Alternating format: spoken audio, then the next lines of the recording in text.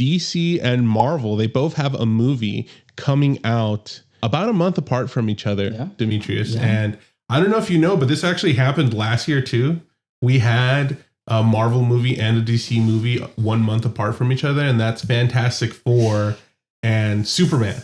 Yeah, they both came out relatively a similar time. They were on the same budget. They both made relatively the same amount of money. Superman made about $100 million more. I think it was like 520 for Fantastic Four and 620 million for Superman. And we're going to have that coming back again this year over the summer. So I think comic book fans are really excited. Good time to be a comic book fan. For sure. I wanted to talk to you about how important are these movies to their franchises. Spider-Man, it has had a history of being semi-connected to the MCU. There's been a battle between Sony and Marvel and who has the character. Sony wants to create its own universe. They're only contracted for a certain amount of films.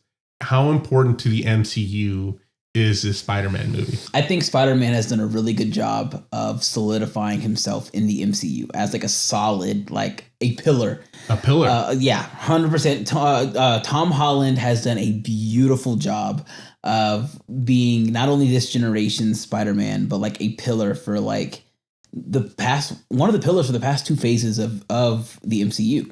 And one of the only still standing pillars, I should say, meaning like the MCU has had some rocky moments. It has had this last phase doesn't have a lot of ground to stand on. Yeah, I worry about how much connective tissue there is this past phase to lead us into the next Avengers movie. Yeah, because I felt maybe this is not true. Maybe some people disagree, but I feel like in the past you'd have like the phase, you have 5 or 6 movies, and then the Avengers movie kind of touches on them in the past a little bit.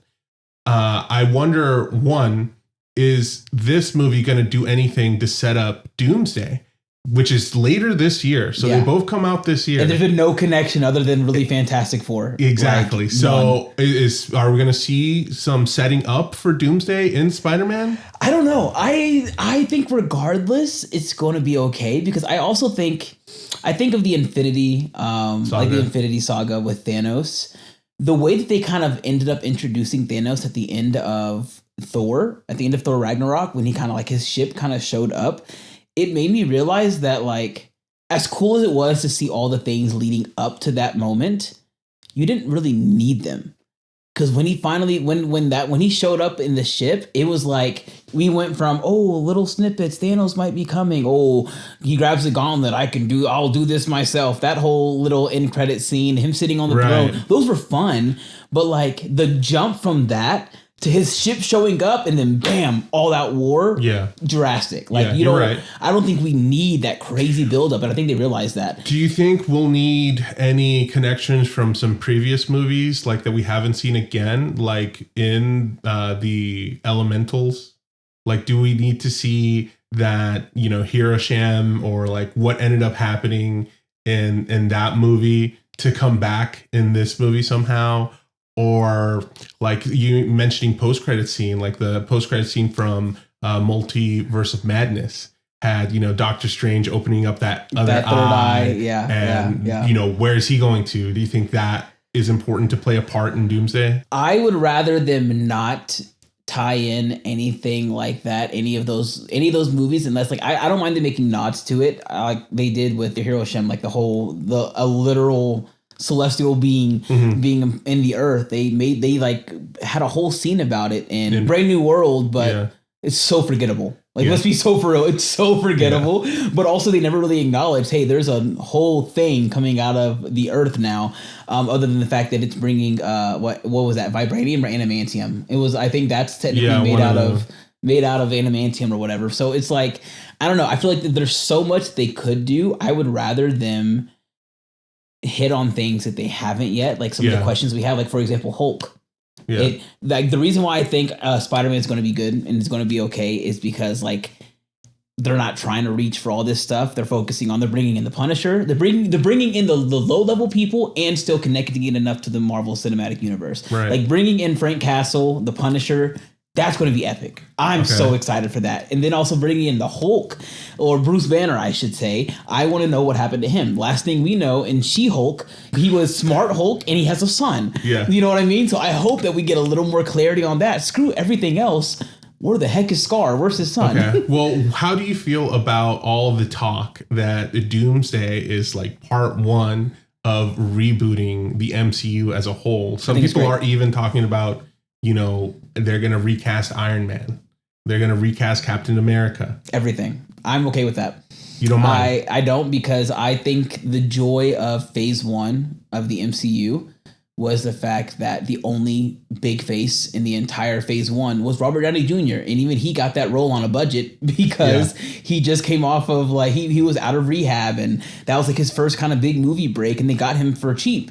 But it was one of those things where they got to make fun, cool, actiony superhero movies without this fear of it being the next big thing. Right. I think something that really cool that can come out of the next reboot is get rid of all the A-list actors again. Right. Start over. All these people became, a lot of these, not all, but a lot of these people became A-list actors because of the MCU. Right. Like, give the next generation that chance. That way you can cut down the budget, stop relying on these billion-dollar projects, and just start fresh and bring the joy. Like, I used to watch every single Marvel movie in theater because it was so fun. And as a kid, it was I want to be them. And now it's why are they all gods? I don't know what's happening anymore. So bringing down the pace a bit, bringing down the intensity, starting fresh at bat. I think Spider-Man's good at when I still think of Spider-Man, even Tom Holland, he just went up against so many bad guys in the last movie. Yet a part of me still feels like he's the only character that has that neighborhood, friendly neighborhood vibe, or if you put him against just some mob boss, I'm still going to love the movie. Yes, I think we're in a very interesting place in general for superhero films. The first three Spider-Man movies were directed by John Watts, and they all had a very similar tone. The trailer for Brand New Day seems to be going in a completely different direction. It's a different director. I think his name's Destin Daniel Cretton. He's the one that also did Wonder Man. Which I love Wonder Man, I should say. Incredible show. And the visually too, it's a very different looking movie. That I'm very interested in seeing where the tone takes us. This last year, 2025, I felt kind of like a soft reboot for the MCU, not necessarily narratively, but tonally. They were okay, we hear you guys. We're going to focus on different things. I think Thunderbolts was a really big example of that. We're in a telling a story era, and not just the fun, actiony, funny quips. I think some people don't like that, but Thunderbolts is a great example of they told a beautiful story that hit the heart. Yes. And I think Brand New Day has the potential to do that too. He's coming from such an emotional place where he ended off with No Way Home. This is a chance for it to get deep. It's giving Harry Potter vibes. I think it also has the potential of being MCU's first home run in a while. Yeah. Where Thunderbolts, I also love that movie. A fantastic movie. I cried in the middle of it. And it didn't do great at the box office. Yeah. But it's okay. I mean, the name isn't there. Spider-Man looks like it could be a good movie, and it's Spider-Man. It's Spider-Man. So I feel like that's going to get some butts and seats. And it's the first Spider-Man, no longer trilogy, but now he's getting a fourth movie. Yeah, the first one with a fourth movie. That's pretty cool. Two, like I said, it's giving Harry Potter in the sense of I love that. I feel like every single Spider-Man movie, the stakes get more mature with him. The Homecoming he was literally a kid in high school in Homecoming. Same thing in Far From Home, but it felt like now he's going through puberty, a little more mature. It's going up. He lost Aunt May in the third one, and now it's he's an adult, and this is real life. This is college. And it feels like we've grown up with him. I don't think we got that in. I will say I don't think we got that in Tobey Maguire movie. I mean, the first one was that whole high school fight scene. I still love it. That's one of the best Spider-Man scenes of all time. Is Tobey Maguire dodging the punch at the locker scene. I love that. Same thing with Andrew Garfield. Same kind of scene, just different thing. You get a little bit of that high school feel, and then it's bam! Now we're in a whole nother. Just a huge tone shift. Right. I feel like Tom Holland's Spider-Man, we've gotten to grow up with him. And I think going back to the original question in parallel to Supergirl, it's hard for me to compare the two because Tom Holland Spider-Man is, like I said, such a pillar, such a foundational piece. We've gotten to see so much of him and grow up with him. Supergirl, we've gotten 20 seconds with Supergirl. I think it's going to be a great movie. Let me start there. I think it's going to be fun.